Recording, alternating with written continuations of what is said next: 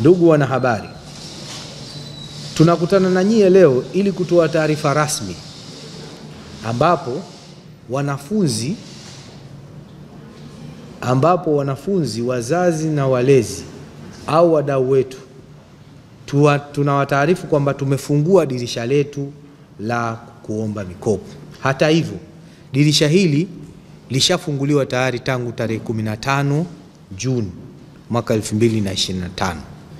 Kwa maana nyingine, ndugu wanahabari, tunachotaka kusema hapa ni kwamba tumeshalifungua dirisha letu la kuomba mikopo tangu tarehe 15, ila leo tunatoa taarifa rasmi ili kusudi tuweze kuielimisha jamii kwa ujumla kwamba tayari maombi tunaanza kupokea kwa mwaka ujao wa masomo.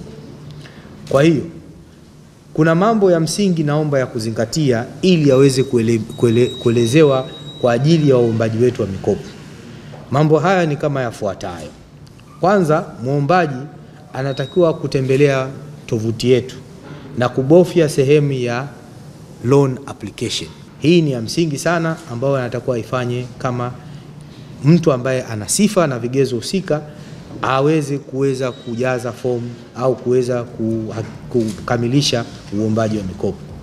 La pili, muombaji anatakiwa ajisajili kwa kutumia namba yake ya mtihani ya kidato cha 4 na kufuata maelekezo yao. Vile vile tunamkumbusha kila muombaji kuhakikisha namba ya mtihani ya kidato cha 4 anayotumia kuomba mkopo iwe ni ile ambayo ataitumia katika udahili wa chuoni.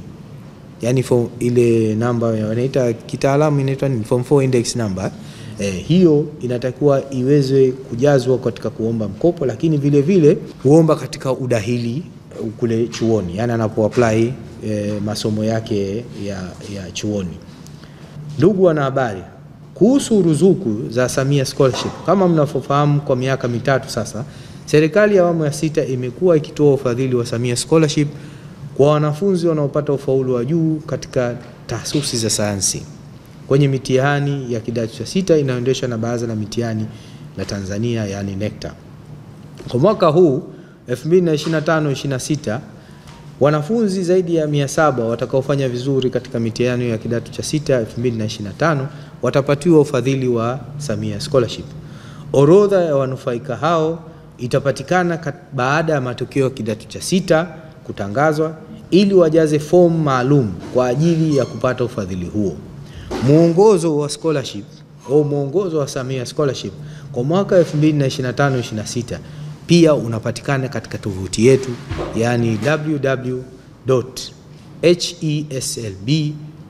www.heslb.go.tz.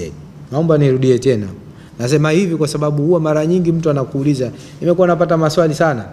Mtu anakuuliza, sasa naipataje hiyo muongozo? Narudia tena. Muongozo huu wa Samia Scholarship unapatikana kwenye tovuti yetu, yani www.heslb.go.tz. Wanafunzi zaidi ya 11,524 kutoka kaya za walengwa, kaya masikini sana, kuweza kupata mikopo ya bodi au kutoka serikalini kwa 100%. Tunajua kuna wanafunzi kutoka katika familia mbalimbali wanapata kwa asilimia tofauti, lakini kwa wale ambao wanatoka kwenye kaya masikini wamepata kwa 100%. Kwa hiyo hili ni jambo kubwa sana, na hawa ambao tunasema 11,524 wanaenda sasa kuhakikisha wanazikomboa zile familia zao. Kwa hiyo kwa window hii ilivyofunguliwa, ina maana kuna wanafunzi wengine zaidi wataenda kupata mikopo hii. Kwa hiyo sisi, moja, tunatoa pongezi kwa bodi ya mikopo, lakini pili, tunashukuru kwa ushirikiano huu ambao tumeupata.